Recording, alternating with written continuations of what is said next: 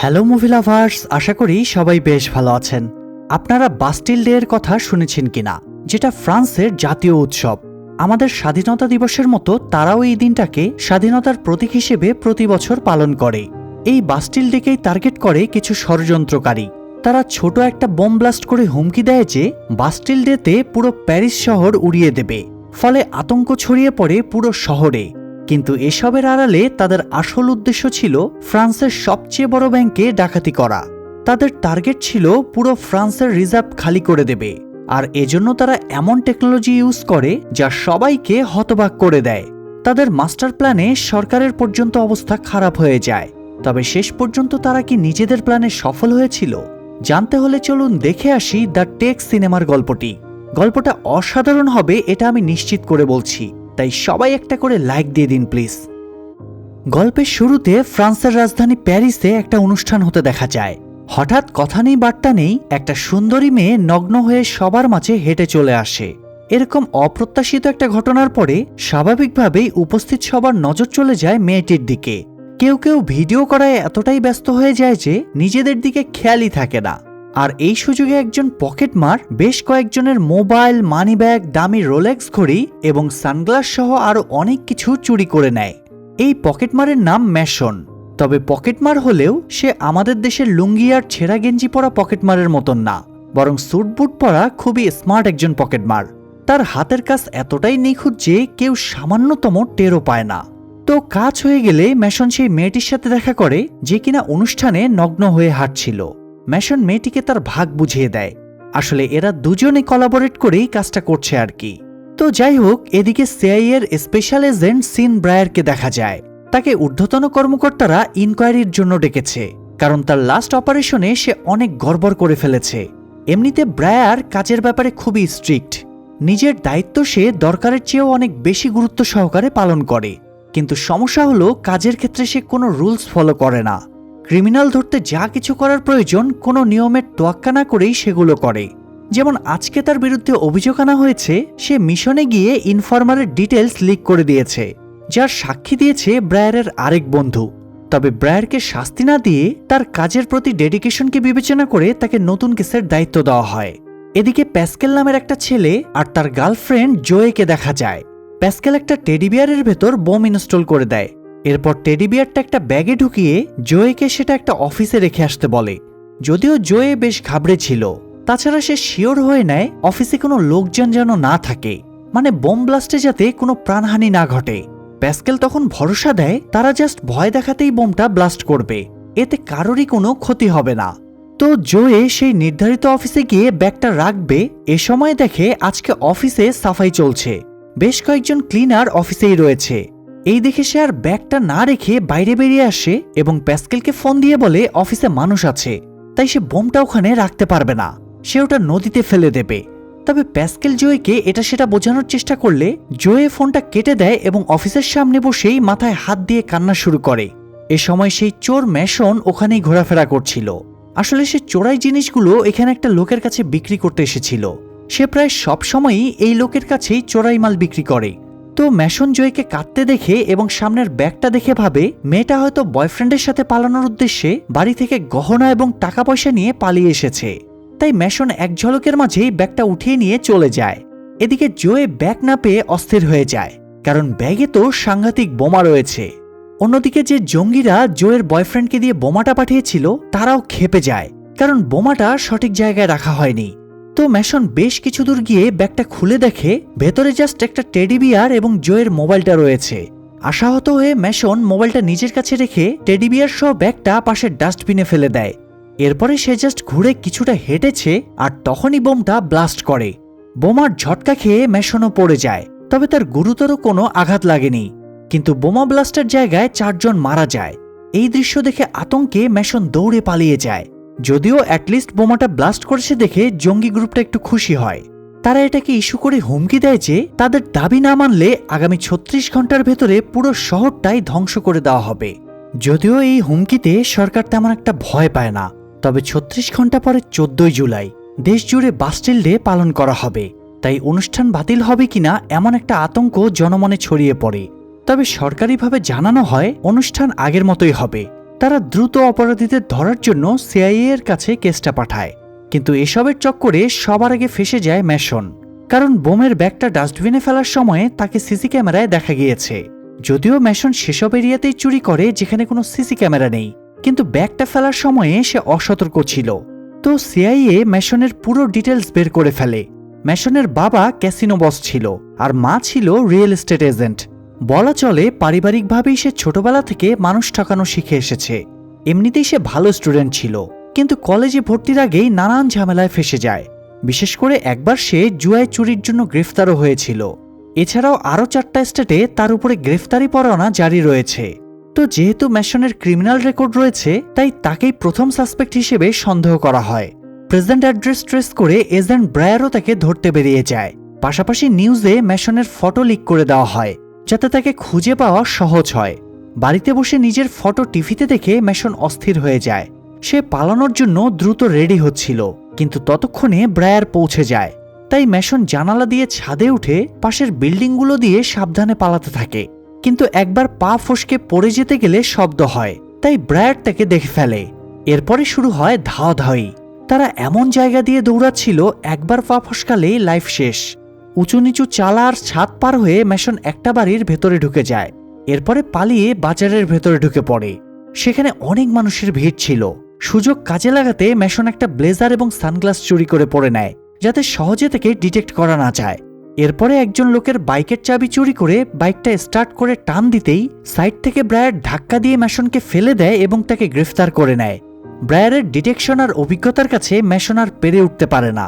এরপরে ব্রায়ার তাকে একটা অ্যাপার্টমেন্টে এনে পার্সোনালি জিজ্ঞাসাবাদ করলে ম্যাসন জানায় সে বোমের ব্যাপারে কিছুই জানে না।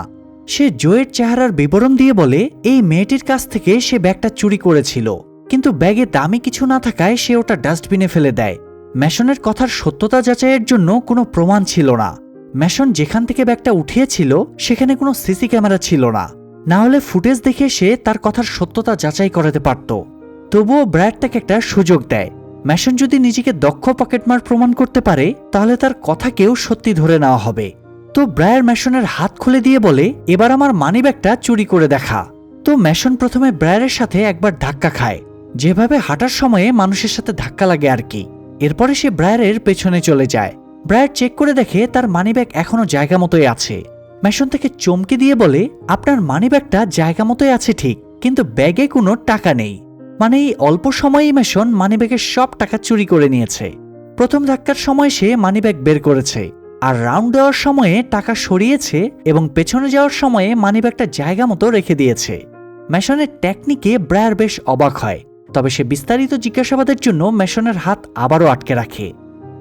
এদিকে জোয়ে তার বয়ফ্রেন্ড প্যাসকেলের কাছে গিয়ে কান্নাকাটি করছিল, কারণ তার জন্য নির্দোষ মানুষদের প্রাণ গিয়েছে।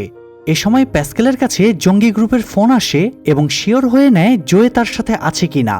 এর কিছুক্ষণের ভিতরেই লোক 3 জন প্যাসকেলের বাড়ির সামনে চলে আসে। প্যাসকেল বুঝতে পারে ওরা জোয়েকে মেরে ফেলার জন্য এসেছে, কারণ সে নিজের কাজটা ঠিকমতো করতে পারেনি। মানে বোমাটা সঠিক জায়গায় ব্লাস্ট করেনি। ওখানে ব্লাস্ট করলে অনেক বেশি ক্ষয়ক্ষতি হতো। যত বেশি ড্যামেজ হতো দেশবাসী তত বেশি আতঙ্কে পড়ত। তো প্যাসকেল বিপদ বুঝতে পেরে জোয়েকে পেছনের গেট দিয়ে বাইরে বের করে দেয় এবং সম্ভব হলে প্যারিসের বাইরে পালিয়ে যেতে বলে। এদিকে ফ্রান্সের সবচেয়ে বড় গোয়েন্দা সংস্থা ডিজিএসআই এর ডিরেক্টর ভিক্টর ম্যাসনের খোঁজ নিতে ম্যাসনের সেই পার্টনার মেয়েটাকে জিজ্ঞাসাবাদ করে, যাকে সিনেমার শুরুতেই আমরা দেখেছিলাম। মানে নগ্ন হয়ে সবার মনোযোগ ঘুরিয়ে ম্যাসনকে যে চুরি করতে হেল্প করেছিল। তো মেয়েটা জানায় ম্যাসনের সাথে তার জাস্ট কাজের ক্ষেত্রেই সম্পর্ক, এর বাইরে সে ম্যাসনের ব্যাপারে বেশি কিছু জানে না। অন্যদিকে জঙ্গি গ্রুপটা জোয়ের ফোন ট্র্যাক করে ব্রায়ারের অ্যাপার্টমেন্টের অ্যাড্রেস পায়, কারণ জোয়ের চোরাই ফোনটা তো ম্যাসনের কাছেই ছিল।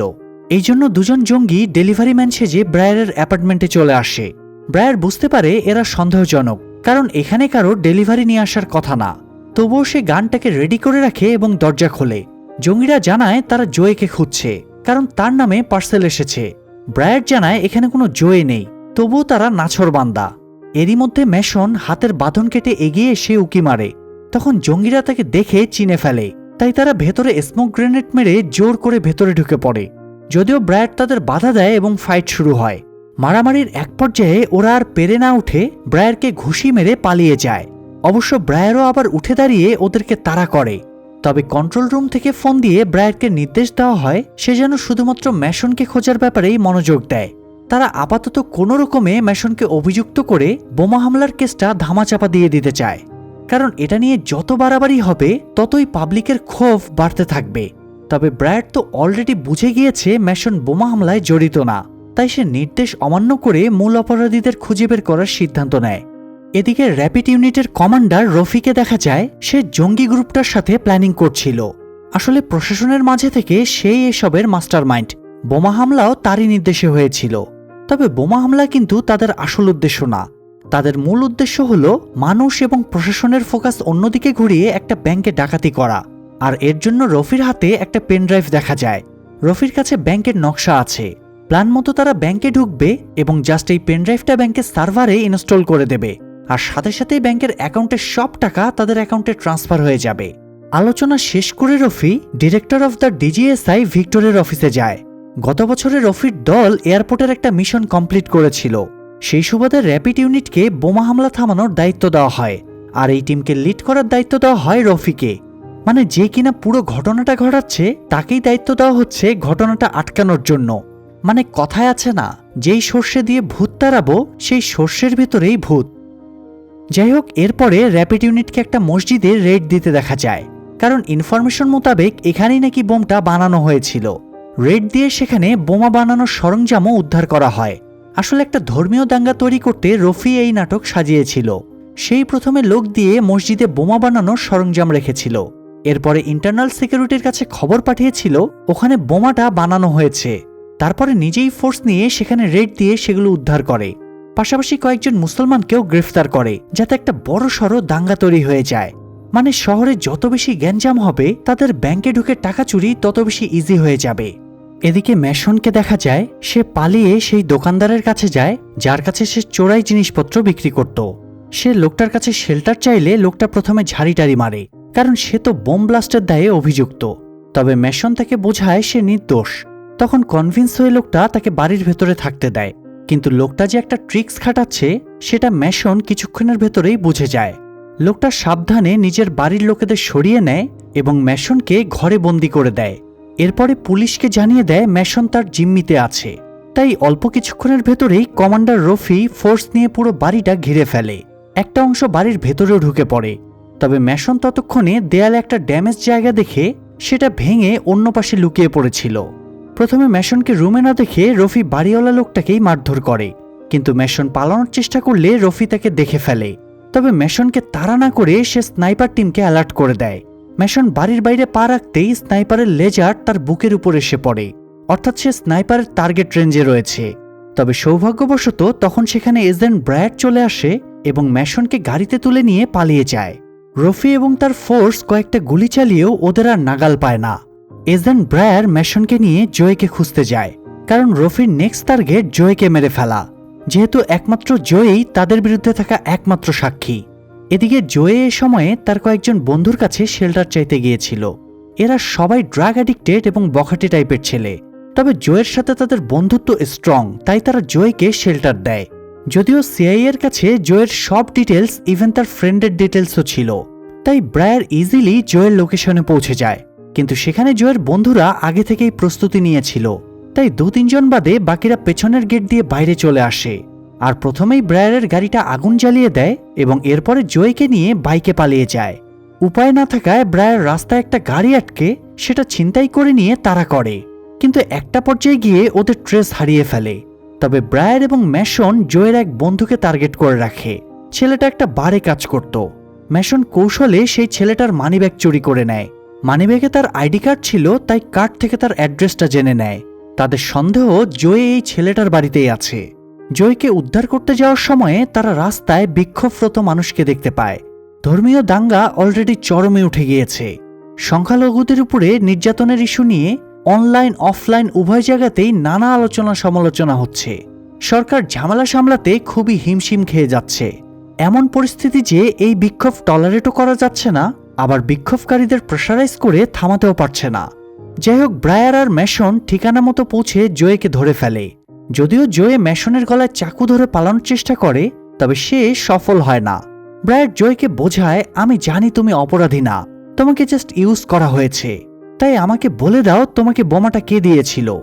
জোয়ে সোজাসুজি তার বয়ফ্রেন্ড প্যাসকেলের নাম বলে দেয় এবং ওদেরকে প্যাসকেলের বাড়িতে নিয়ে যায়। যদিও পথে রফি ওদেরকে আটকানোর চেষ্টা করে, তবে ব্রায়ার ওদেরকে ধাক্কা দিয়ে পালিয়ে যায়।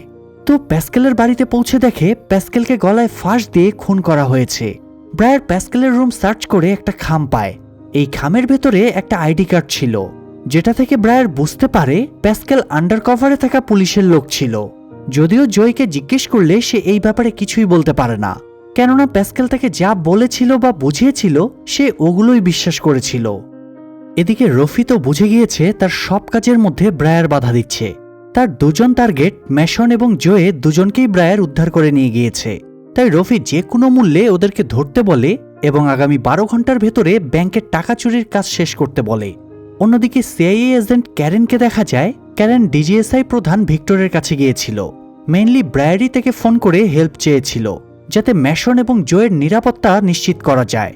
তো ক্যারেন ভিক্টরকে সব খুলে বলে যে ম্যাশন আসল অপরাধী না, বোমটাকে পুলিশের আন্ডারকভার এজেন্ট ব্লাস্ট করিয়েছিল, আর এই ব্যাপারে তাদের কাছে একজন সাক্ষীও আছে, মানে সে জোয়ের কথা বলছিল আর কি।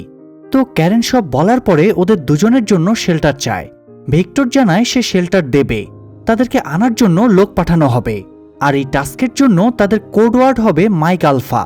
ক্যারেন দ্রুত ব্রায়ারকে ফোন করে কথাটা জানিয়ে দেয়, কিন্তু ফোন রাখতেই ভিক্টর ক্যারেনকে গুলি করে দেয়, মানে সেও আসলে অপরাধীদের সাথেই জড়িত। ভিক্টর এবার রফিকে ফোন করে ব্রায়ারের লোকেশন জানিয়ে দেয় এবং 3 জনকে সুবিধামতো জায়গায় নিয়ে গিয়ে মেরে ফেলতে বলে। এরপরে সেটাকে তারা মব জাস্টিস বলে চালিয়ে দেবে। তো কিছুক্ষণ পরে একটা গাড়ি গিয়ে ব্রায়ারদের সামনে থামে এবং মাইক আলফা কোডওয়ার্ডটা বলে। ওরাও কোড শুনে সরল মনে গাড়িতে উঠে বসে। গাড়িতে 3 জন এজেন্ট বসেছিল, ওদের একজনকে জয়ে চিনতে পারে। জঙ্গিদের সাথে মিলে এই লোকটাও তাকে ধরতে গিয়েছিল। জয়ে ইশারায় ব্রায়ারকে বিপদ বোঝানোর চেষ্টা করে। ব্রায়ারও জয়ের চেহারা দেখে ঘটনা বুঝে যায়। এছাড়া সে একজনের হাতে ট্যাটু দেখতে পায়, যেটা মূলত মাফিয়া গ্যাংয়ের ট্যাটু। তাই ওরা কিছু করার আগেই ব্রায়ার ওদের উপরে আক্রমণ করে। হাতাহাতির সময়ে ব্ল্যাঙ্ক ফায়ার হয়ে গুলিটা সামনে থাকা ড্রাইভারের লাগে। ড্রাইভারের পাশে থাকা লোকটা কোনো রকমে গাড়ির স্টিয়ারিং সামলে নেয়। ভেতরে তখন 3 জনে সমানে মাফিয়াদের সাথে ফাইট করে চলেছে। শেষ পর্যায়ে ব্রায়ার ওদেরকে গুলি করে মেরে ফেলে। এরপরে গাড়ি নিয়ে বেরিয়ে যায়। ব্রায়ার সিআইএর কন্ট্রোল রুমে ফোন করে ক্যারেনের খোঁজ নিতে বলে, কারণ সে ভিক্টরের সাথে দেখা করতে গিয়ে মিসিং। ব্রায়ারের সন্দেহ ছিল ভিক্টরই এসবের মাস্টার মাইন্ড, কিন্তু ভিক্টর তো আর যেমন তেমন লোক না, গোয়েন্দা বিভাগের প্রধান সে। চাইলেও তার উপরে এত ইজিলি অভিযোগ আনা যাবে না। তবে ব্রায়ারও নাছোড়বান্দা, সে ওদের প্ল্যান ধূলিসাৎ করেই ছাড়বে। যাই হোক, এদিকে বাস্টিল ডে এর অনুষ্ঠান শুরু হয়ে যায়। হাজার হাজার মানুষ রাস্তায় বেরিয়ে মিছিল করছিল, সেই সাথে বিক্ষোভকারীরাও রাস্তায় সক্রিয় ছিল। আর এই সুযোগটাই রফি এবং তার লোকেরা কাজে লাগাতে চাইছিল। তারা অনলাইনে একটা হ্যাশট্যাগ ছড়িয়ে দেয়, ব্যাংকে অ্যাটাক করো। আর একটা ট্রেন্ড পেলে মানুষ কতটা উন্মাদ হয়ে যায় সেটা তো আমাদের দেশের আমরা সবাই জানি। প্যারিসেও ঠিক সেম ঘটনা ঘটে। বিক্ষোভকারীদের একাংশ ব্যাংকের সামনে গিয়ে ঝামেলা শুরু করে। তারা ব্যাংকের প্রত্যেকটা ইট খুলে নিবে এমন অ্যাগ্রেসিভ ভাব দেখাচ্ছিল। আর এই সুযোগ কাজে লাগিয়ে ভিক্টর 5 মাত্রার সিকিউরিটি কোড জারি করে, মানে আমাদের দেশের 144 ধারা জারির মতো বলতে পারেন। আর এই পরিস্থিতিতে আইনশৃঙ্খলা রক্ষাকারী বাহিনী চাইলে জনতার উপরে গুলিও চালাতে পারে। তো ঘোষণা দিয়ে তারা র্যাপিড ইউনিটের একটা হেলিকপ্টার ব্যাংকে পাঠিয়ে দেয়। ব্যাংকে নেমে স্নাইপারেরা পজিশন নিয়ে নেয়। রফিও তাদের সাথেই ছিল। যদিও তাদের প্ল্যান ছিল ব্যাংকে ঢুকে সব টাকা জ্যাকপট পেনড্রাইভের মাধ্যমে ট্রান্সফার করে নেওয়া, তবে একই সময় তাদের প্ল্যানে পানি ঢালতে ব্রায়ারও ব্যাংকের সামনে পৌঁছে যায়, কারণ সেও বুঝে গিয়েছিল ব্যাংকেই কিছু একটা ঘটতে চলেছে। সে ম্যাশন এবং জয়কে গাড়িতে রেখে নিজে র্যাপিড ফোর্সের ইউনিফর্ম পরে ব্যাংকের ভেতরে ঢুকে যায়। অন্যদিকে রফিরা ততক্ষণে ব্যাংকের ভেতরে গিয়ে কন্ট্রোল রুমে যায়। আর প্রথমেই তারা ব্যাংকের সব অ্যালার্ম, সিসিটিভি ক্যামেরা এবং সেন্সর বন্ধ করে দেয়। এতে পুরো ব্যাংক তাদের নিয়ন্ত্রণে চলে আসে। এরপরে রফি তার আরেক অ্যাসিস্ট্যান্টকে নিয়ে ভল্ট রুমে চলে যায়। সেখানে সাজিয়ে রাখা ঝকমকে সোনা দেখে রফির অ্যাসিস্ট্যান্টের মাথা ঘুরে যায়। তবে রফি তাকে সতর্ক করে দেয় এখানে তারা স্বর্ণের জন্য আসেনি। এই বলে রফি পেনড্রাইভ বের করে ব্যাংকের সার্ভারে ইনস্টল করে দেয়। আর কয়েক সেকেন্ডের মধ্যেই টাকাগুলো তাদের অ্যাকাউন্টে ট্রান্সফার হতে শুরু করে।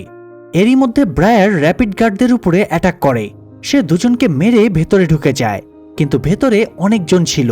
তবুও সে ওয়ান ম্যান আর্মি হয়ে ওদের সাথে গোলাগুলি চালাতে থাকে। ভেতরের গোলাগুলির খবর ইন্টারনাল সিকিউরিটির কন্ট্রোল রুমে পৌঁছে যায়। ম্যাশন এবং জোয়েও ব্রায়ারের বিপদ বুঝতে পারছিল, তাই তারা ওকে সাহায্য করতে চায়। এই জন্য জোয়ে একটা প্ল্যান খাটায়। সেও বিক্ষোভকারীদের সাথে মিশে যায় এবং একাই পুলিশের ব্যারিকেডে লাথি মারতে থাকে। তার দেখা দেখি এবার সব বিক্ষোভকারীরাও ঝাঁপিয়ে পড়ে। তারা পুলিশের ব্যারিকেড এবং ব্যাংকের দরজা ভেঙে ভেতরে ঢুকে পড়ে। এতে ব্রায়ার সুযোগ পেয়ে যায় এবং পজিশন ক্লিয়ার করে ভল্ট রুমে চলে যায়। সেখানে গিয়ে তার রফি এবং তার অ্যাসিস্ট্যান্টের সাথে ফাইট হয়। ব্রায়ার অ্যাসিস্ট্যান্টকে গুলি করে মেরে ফেলে, কিন্তু রফি পেনড্রাইভ নিয়ে লিফটে করে পালিয়ে যায়। রফি এবার ভিক্টরকে ফোন করে জানায় সে শুধুমাত্র $500 মিলিয়নের মতো ট্রান্সফার করতে পেরেছে। কিন্তু ভিক্টর এই টাকায় স্যাটিসফাইড ছিল না। সে ফ্রান্সের পুরো রিজার্ভটাই চাইছিল, কিন্তু ব্যাংকের পরিস্থিতি কেমন সেটা তো রফি ভালো জানে। তাই ভিক্টরের কথা সে রেগে যায় এবং উল্টাপাল্টা বলে ফোনটা কেটে দেয়।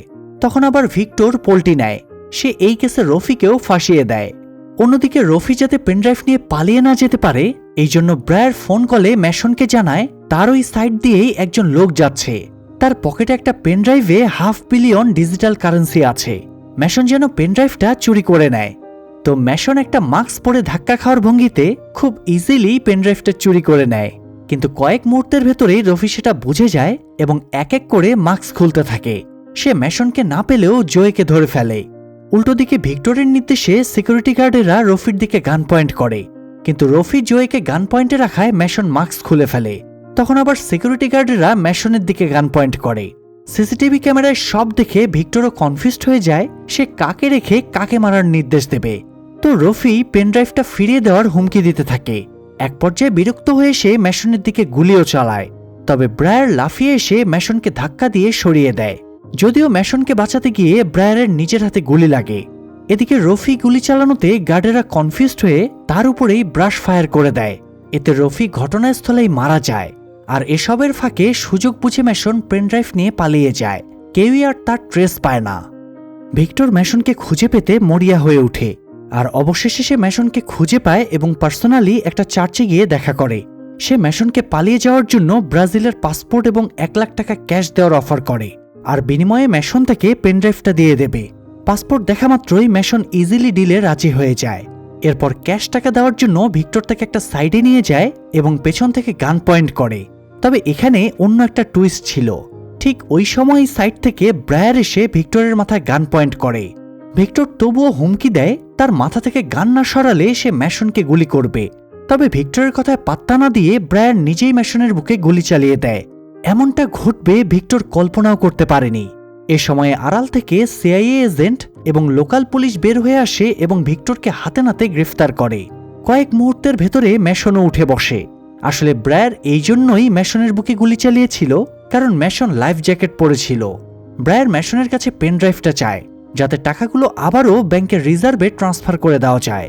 ম্যাশন জানায় সে তো পেনড্রাইভ ভিক্টরকে দিয়ে দিয়েছে। তবে ব্রায়ার তো ম্যাশনের হাতের কারসাজি আগেই দেখেছে। ম্যাশন ঠিক সুযোগ বুঝে আবারও পেনড্রাইভটা চুরি করে নিয়েছিল। উপায় না থাকায় ম্যাশন পেনড্রাইভটা ব্রায়ারকে দিয়ে দেয়। এরপরে ম্যাশন জিজ্ঞেস করে তার কাছে একদম টাকা পয়সা নেই, এখন সে কি করবে তাহলে।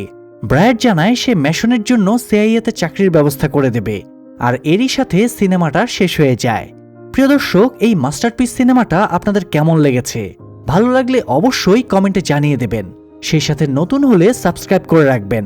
আর পুরনো হলে চেক করে দেখুন বেল আইকনটি প্রেস করা আছে কিনা। আপনারা পাশে থাকলে আমি আরো ভালো ভালো মুভির এক্সপ্লেনেশন নিয়ে আসব। সবাই ভালো থাকবেন, সুস্থ থাকবেন। আল্লাহ হাফেজ।